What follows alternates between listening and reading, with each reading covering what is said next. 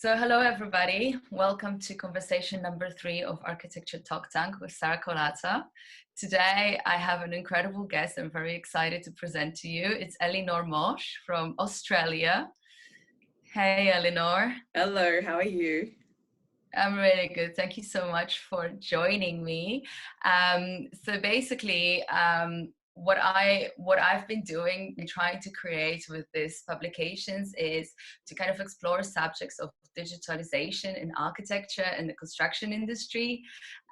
So I'm an architect myself, but I've been working with architects to help them create online courses. And this is like a publication medium for me to kind of explore ideas of how the architecture industry that is very traditional can actually transition into digital. And so I speak to experts such as Eleanor, who actually helps contractors specifically, right? Construction industry professionals and future leaders. Exactly.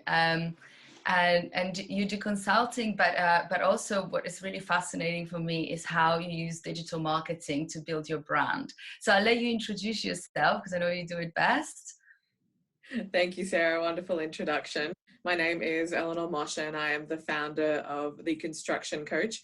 It's a platform that is really for future leaders and industry professionals to really attain recognition, compensation, and faster career progression.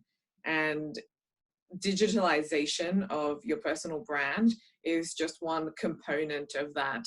But I've really been able to build my authority and positioning in the marketplace through two essential platforms, LinkedIn and Instagram. Of course, there are a lot of back-end platforms such as mailing lists and websites, but the power of these tools has been phenomenal to my career growth. Even before I became the prolific person that I am today, engaging with these platforms was always imperative. So it served as a runway to where I am today, which is an ambitious and driven leader in the Australian construction industry, and hopefully after this interview, the German one as well.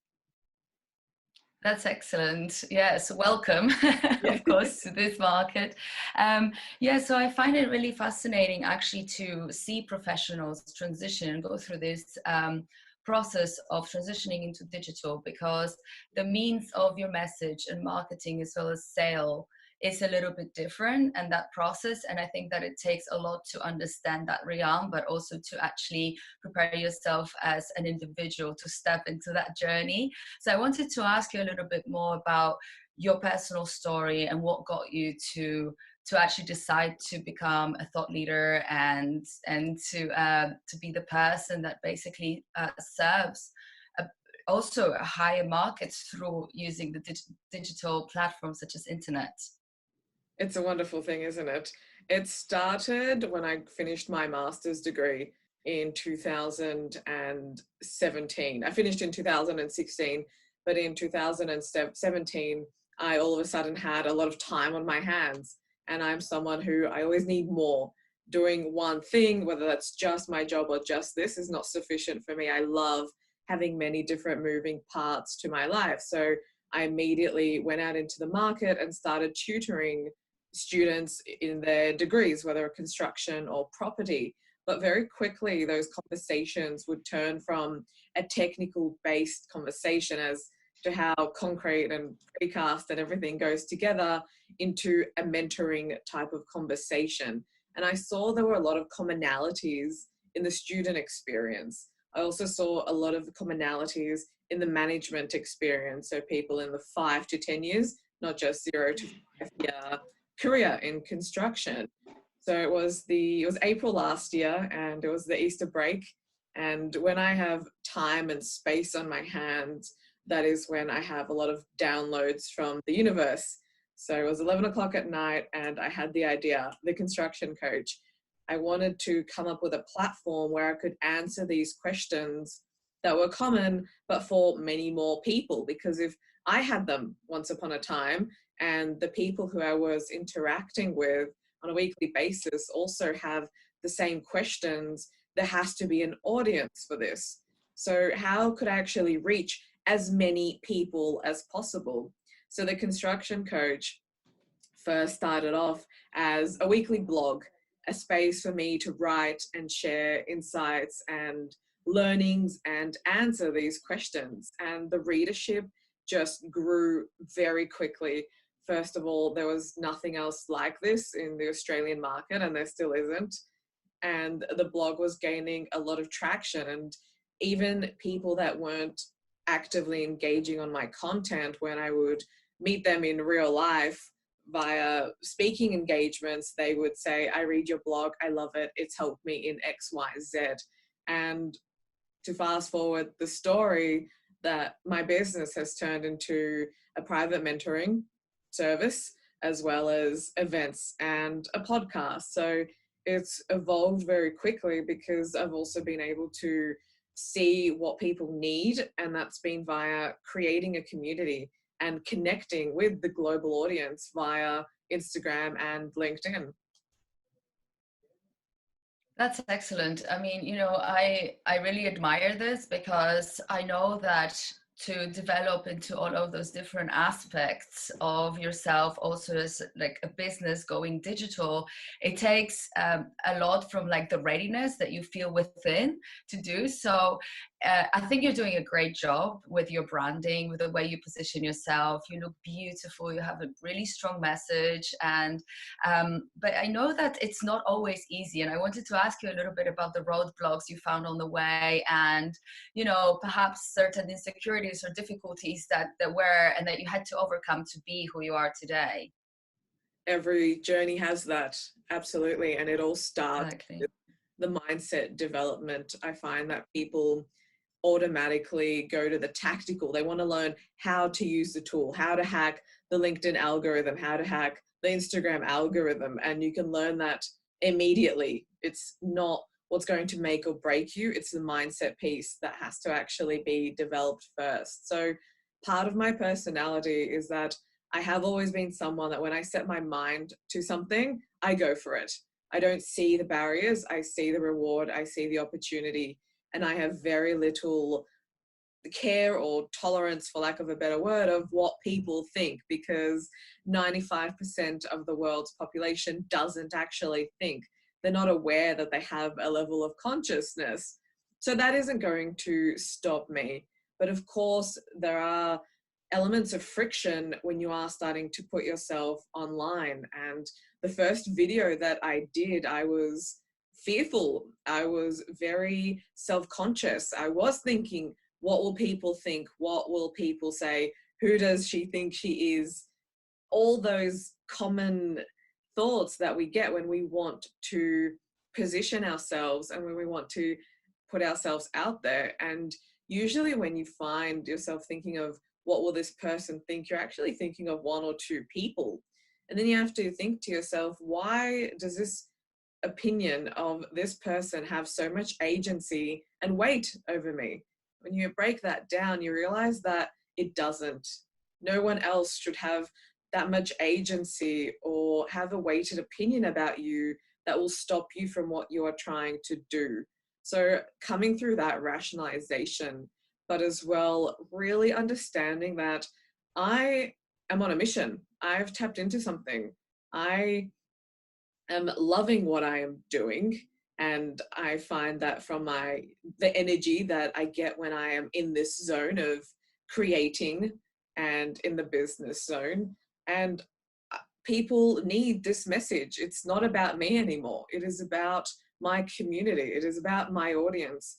And when you don't make it about yourself, but you know that your content is there to serve other people, that your service is there to serve other people and create transformations, light bulb moments, and to expand their worldview, what the minority will think absolutely becomes irrelevant.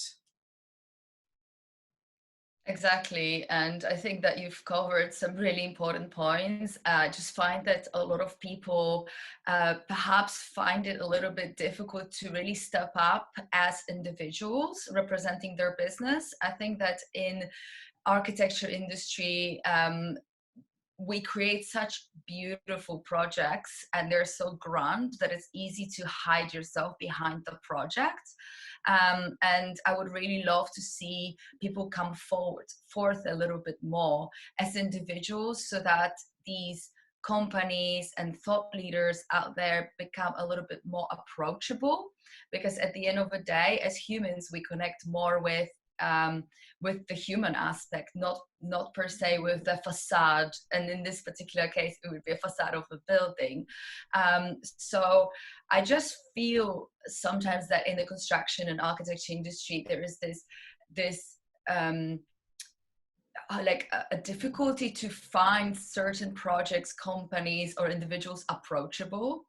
And the idea of exploration, what thought leadership really means and how it can benefit the construction, engineering, and the architecture industry, is very much of interest to me. And I wanted for you to perhaps elaborate a little bit more on it. How do you see that architects and builders and constructors and engineers could benefit from actually becoming thought leaders and stepping forward as individuals? Well, it starts with, just to touch on a previous point that you mentioned, it becomes easy or easier to put yourself out there when you know exactly who you are, when you know your message, when you know to the absolute macro and micro, to the absolute minutia, who you are. And that takes work. That is a project within itself. But the issue is that people don't actually spend the time and the money to figure this out. It has nothing to do with your favorite colors or what you like to eat for dinner. That is superficial. Who you are is about your values, your purpose, your passion. It is a loaded conversation, and it does take, as I said before, time and money to figure out. But that is part of the thought leadership process, is when you are leading with a leading edge idea based on who you are. And I love this because we are so unique. There is no one else on the planet like us, but there are projects that can easily be replicated. Job titles can be replicated. You are not your job title. There is a huge issue in professionalism where people tie their identity to their job title. And then what happens when that job disappears? They have no idea who they are all of a sudden, or if that project maybe isn't as successful, they tie their success to the success of the project. But it's really nothing about that. And that's what I love about thought leadership as a very modern form of leadership, which suits the social age, is that, like I said before, it's about who you are. And you said it as well. People tie their beliefs, their abilities, and their vision to a person. That is what we connect with. And especially now in the social age where there are so many people out there, what's going to actually help you stand out? It is who you are, but you can only do that if you figure that out. And thought leadership is also based on not just who you are, but it's about having a leading edge idea in which you can create impact, influence, and income from if you wanted. So for industries such as architecture, construction, and engineering, which are very problem solution based industries, but acquire not conventional, conservative, because of the high risk profiles. I don't know if it's the same in Germany, but here it is very conservative. You're nodding, yes. There is high risk and it's a heavy industry to move forward. Something like thought leadership is really required in order to propel the industry forward and to make sure that the industry can be disrupted in a way that will actually create sustainable change and benefit all the people involved. Yes, that's true. And essentially, would you elaborate a little bit more? I just really kind of curious to hear what is the real outcome of why would people want to become thought leaders, a part of finding their why and a part of creating a social disruption. Would there be a benefit for their business, for example? Absolutely, because your business is a byproduct of who you are, but people will then, this is who you are, people will by default be drawn to your business. Case in point, you discovered me first, not the construction coach, but by default having that business, which is an extension of my brand and my message, it just makes sense. This is what I'm about. You understand it clearly. You can talk about it for me. And that is the beauty of thought leadership, is that your business is an extension of who you are, not you are a byproduct of your business. And if that business disappears, so do you. So it is really a unique way of putting yourself out there.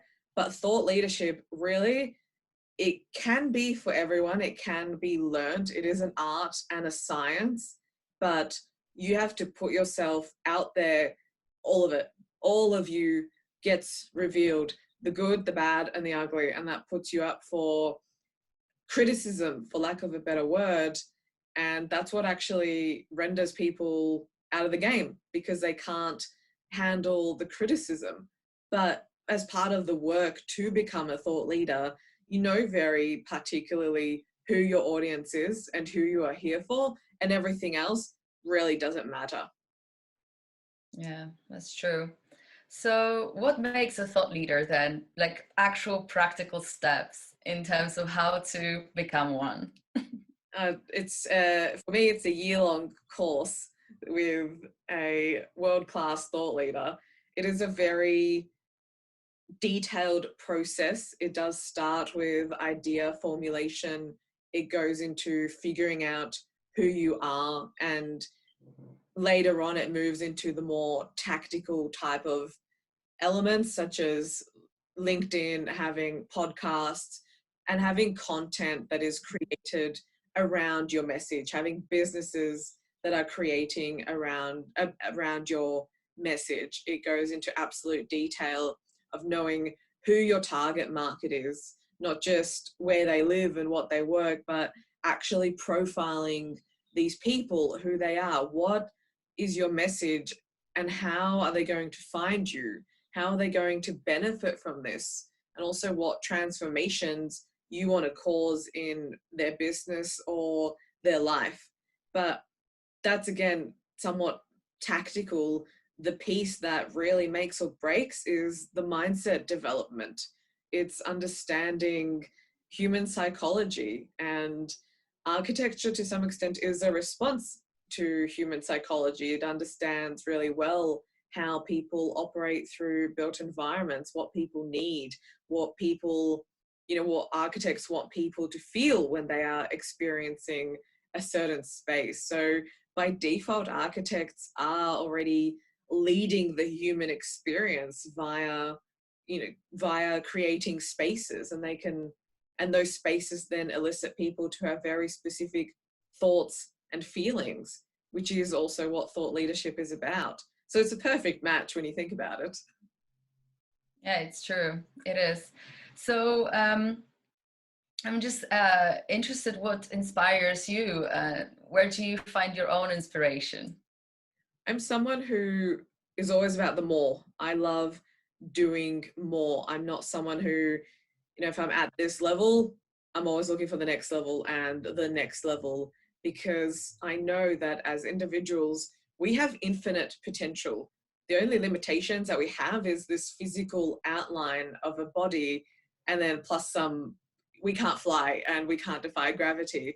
But when we look inside, we are infinite in our ability to create and to impact others for the better, whatever that better is, that is tied with your message. And one of my core operating principles is achievement. I love achieving, and society doesn't necessarily promote high achievers. It actually wants you to maintain the status quo. People struggle with that. But throughout my journey, I've discovered that's one of, like I said, core operating principles.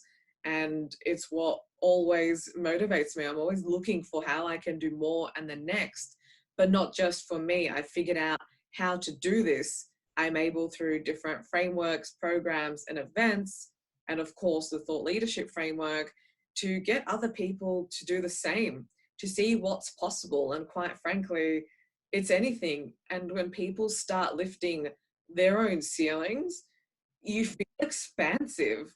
And that feeling is indescribable to some extent, but it is what I love doing. And I do that through, like I said, it's the private mentoring, it's the events, it's the podcast, it's content creation, it's blogging, it is all sorts of things. And I'm excited to say that I'm only just getting started. That's excellent. Do you have an advice of a book, perhaps, or a podcast that you listened to or read recently that inspired you? My own podcast, does that count? That counts, of course. Well, my podcast is called Constructing You, but a book or a podcast, I'm an avid consumer of all of those things. The one podcast that really had the most impact on me, that really primed my mind, that allowed me to get ready once an opportunity came around, it's called For the Love of Money by Chris Harder, and he interviews people who, again, had an awakening or an idea to start a business, and through all trials and tribulations, they succeeded immensely. But the premise of the podcast is, when good people make good money, they do great things. So it's about giving and generosity. And I really love that, because I do have that ambition. But before you can help other people, you need to fill your own cup first.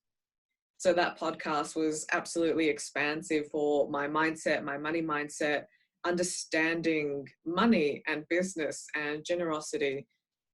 And books that were impactful, Secrets of the Millionaire Mind, that was fantastic.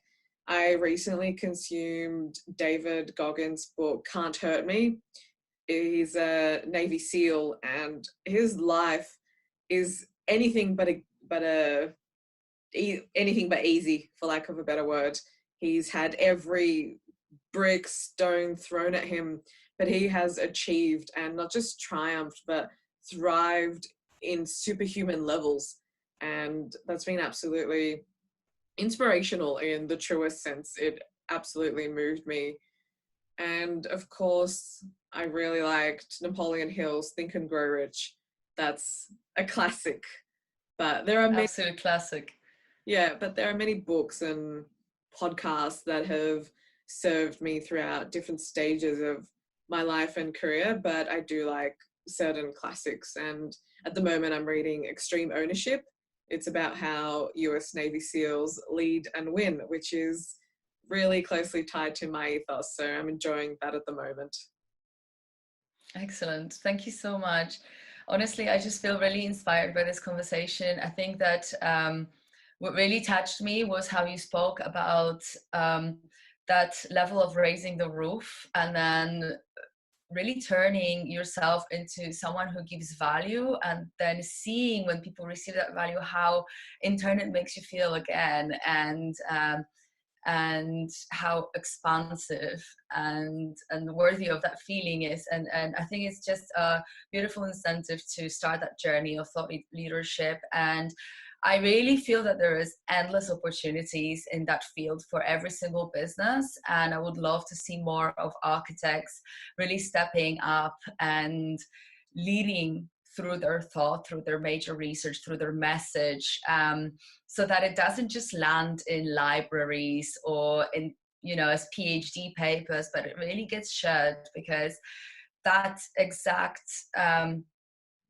why that you spend most of your life exploring is something that can motivate other people. And I feel that a lot of times, unfortunately, in our industry, that lifelong work ends up just on the shelf in the library. And I definitely had people, architects, that have inspired me to make major decisions in my life and in my career, because what they did was accessible to me. I could see their work, I could see their decision-making process, and also vulnerability, perhaps. And that's what really encouraged me to step into that game.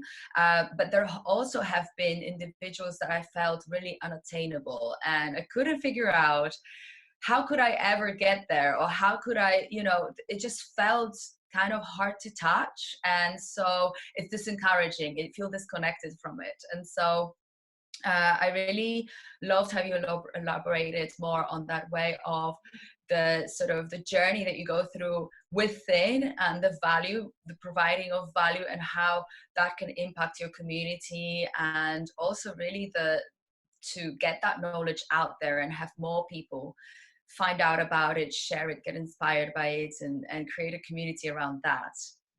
So just to wrap up, I wonder if you have any other advice, or perhaps want to elaborate more on your message. You shared so much beautiful thoughts with me today, with all of us.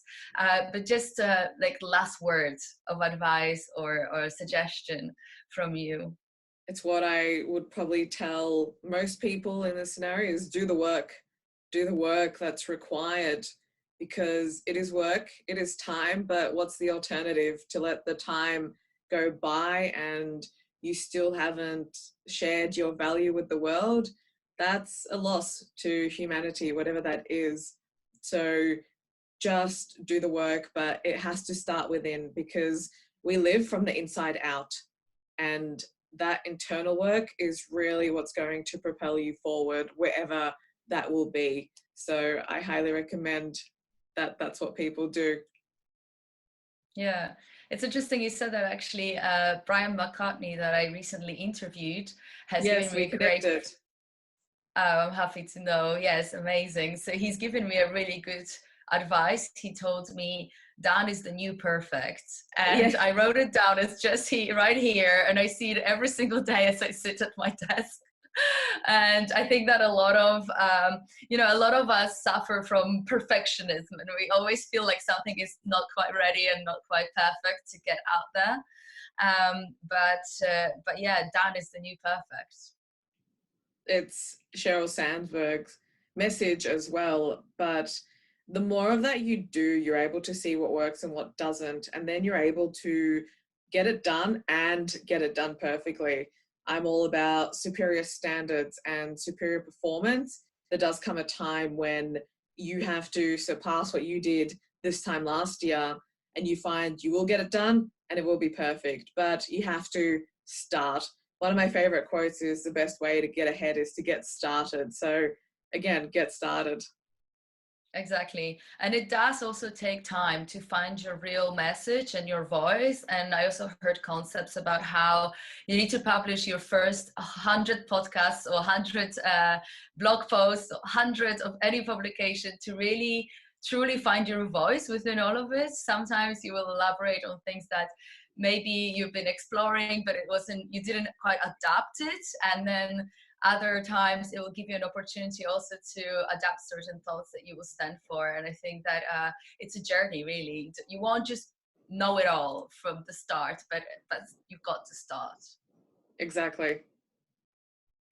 Amazing. Well, thank you so much for your time. I really love this conversation and connecting with you. And it was so insightful and beautiful, really. I love how you lead through your heart, and I think that the world needs more leaders like this. It's very inspiring, and I wish you all the best on the journey. I hope we connect soon again to cover some more subjects on thought leadership and maybe the next steps, because I know we discussed it already, and I think that people that are indeed interested in starting that journey might have a lot of questions, and we're willing to cover those subjects. So I invite you all the listeners to stay tuned and follow also Constructing New podcast and Elior Morshi.